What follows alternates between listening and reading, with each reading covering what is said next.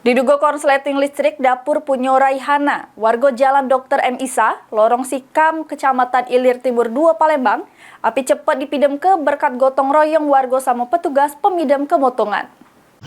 Nah, persis di samping rumah Jalim, yang ruko-ruko, kayaknya di belakang ini.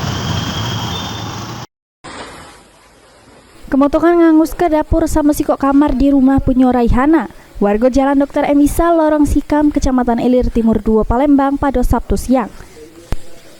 Api berhasil dipidam ke gegara gotong royong warga, selanjutnya baru dibantu oleh petugas pemidam kemotongan.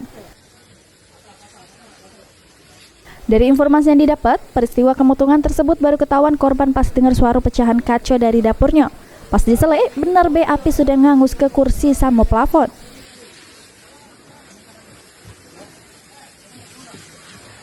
Diduga kemotongan ini terjadi akibat konsleting arus listrik dari plafon rumah karena pas kejadian tidak kate aktivitas apapun di dapurnya.